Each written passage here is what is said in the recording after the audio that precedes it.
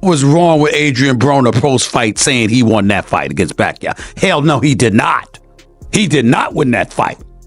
Pacquiao was all over him. On house, we don't have land, we don't have even food. We just, we have to work every day to make money to buy food. What happens when some of boxing's most iconic figures all agree on one name? And what if that name isn't just a fighter, but a living storm, Manny Pacquiao? When legends speak, the world listens, and when those legends can't stop talking about how astonishing Manny was at his peak, you know this goes beyond skills in the ring. It's about a phenomenon, a force of nature that smashed through weight divisions effortlessly and moved like a cyclone in boxing shoes, overwhelming opponents with grace and ferocity.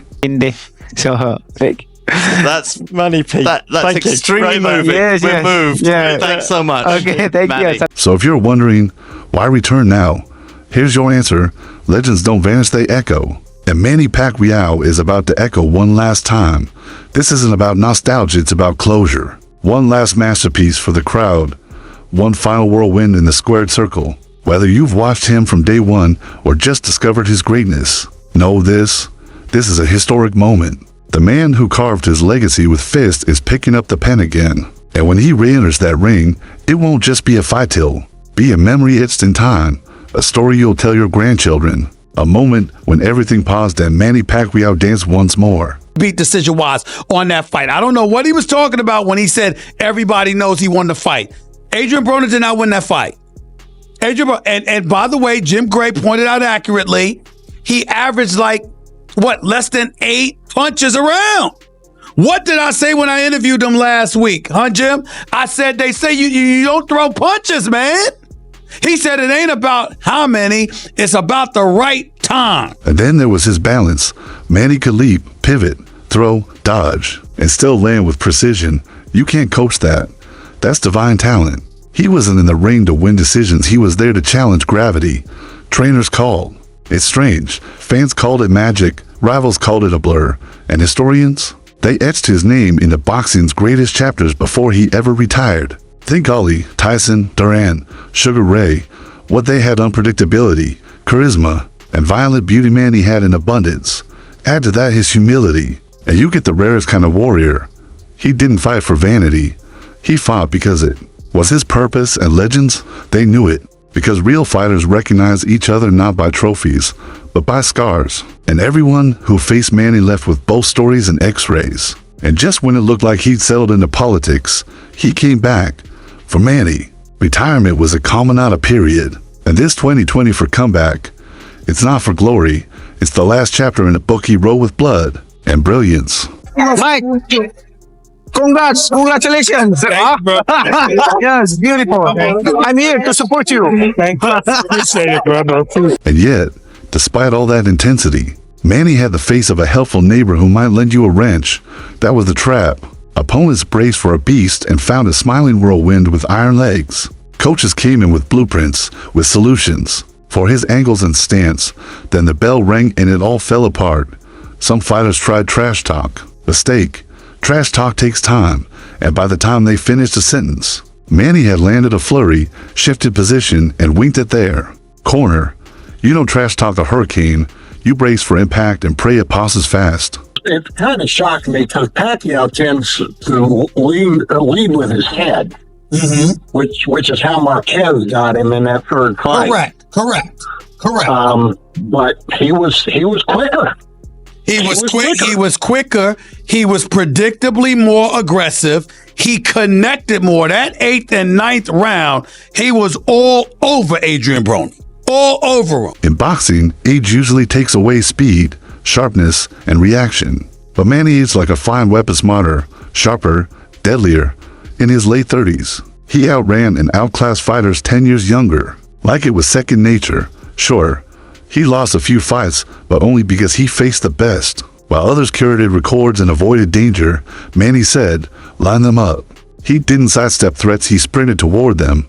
He faced taller, stronger, fresher opponents and brought nothing but courage, speed, and that fearless grin that said, let's make it a night to remember.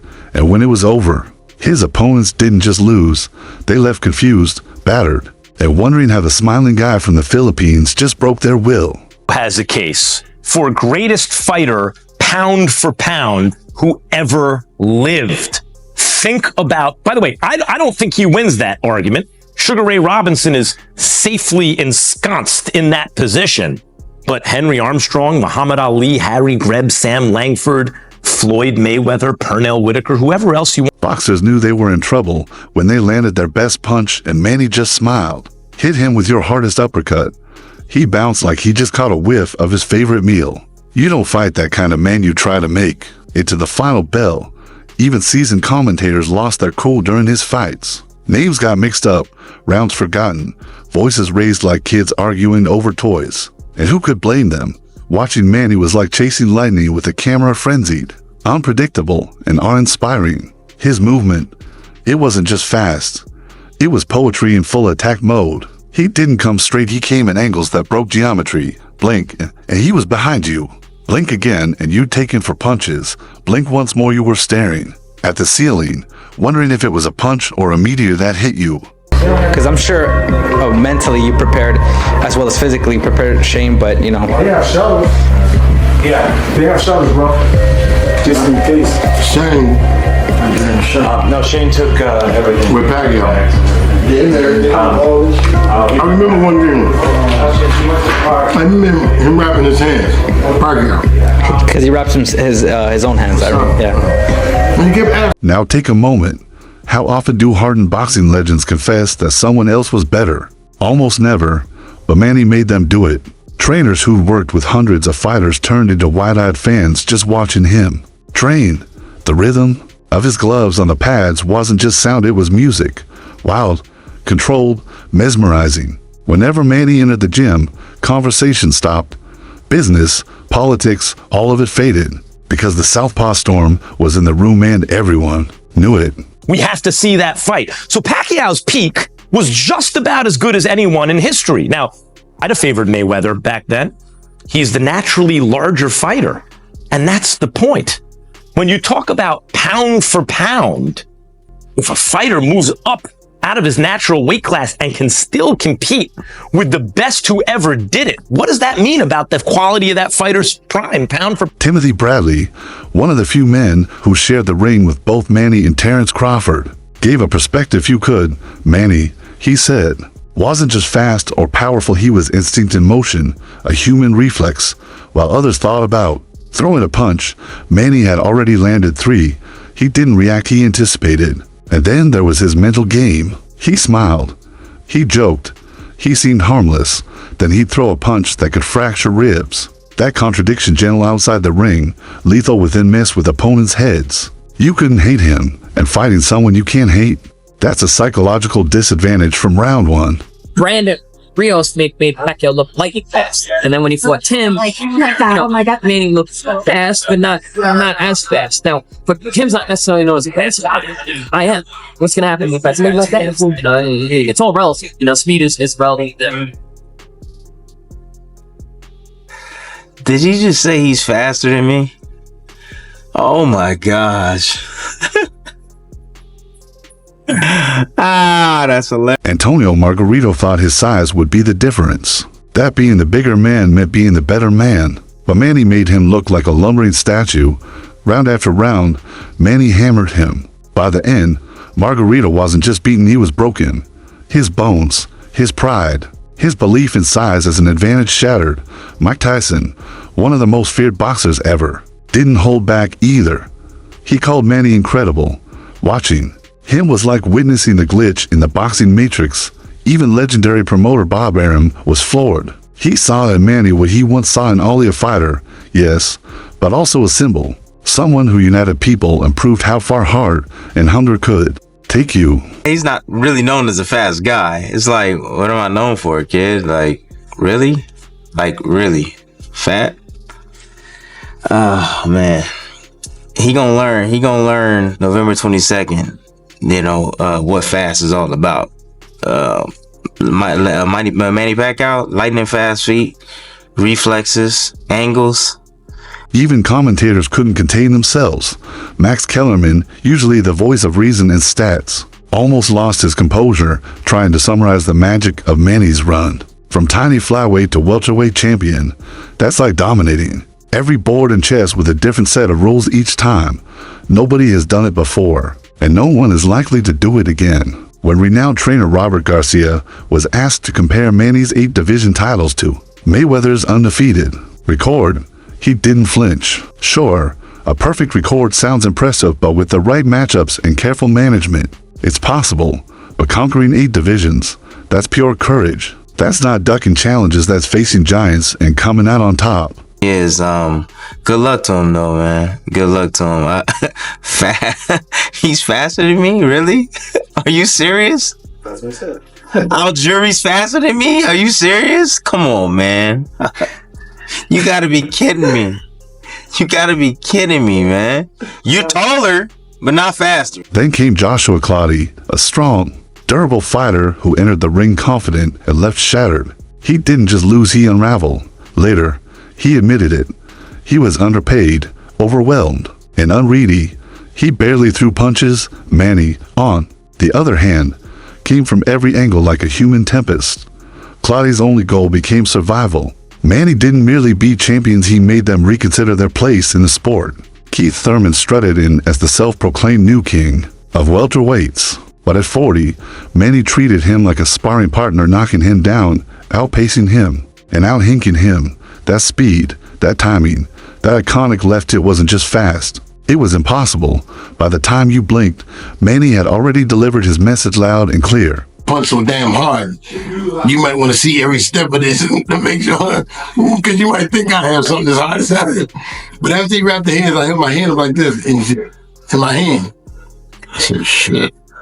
Had I not seen him wrap that hand, I'd ask him to rewrite that damn thing. Oscar De La Hoya found out the hard way. Once boxing's golden boy and seemingly unbeatable, he entered the ring against Manny with confidence and legacy on his side. But he wasn't ready not for that version of Manny De La Hoya brought. Pedigree and pride, but exited full of uncertainty. Manny's punches were fast, surgical, and relentless. De La Hoya couldn't breathe, couldn't respond, and later admitted the unthinkable. He knew it was over before it even started. That night wasn't just a defeat, it was a demolition. Manny didn't just win, he erased De La Hoya from the elite tier. He fought with rhythm, with movement, with poetry. Even Mayweather, boxing's defensive master, once said Manny might be the best he'd ever faced. And coming from him, that's monumental, because Manny fought like jazz, smooth, unpredictable, and devastatingly brilliant. Had a way of ranking baseball players that I came across as a kid and thought that's really smart. You have to rank them at their best and then also over the course of their careers. Because when you have that argument, are you talking about who accomplished the most or what heights did they reach? What peak did they reach? Take either for Pacquiao. Take his peak.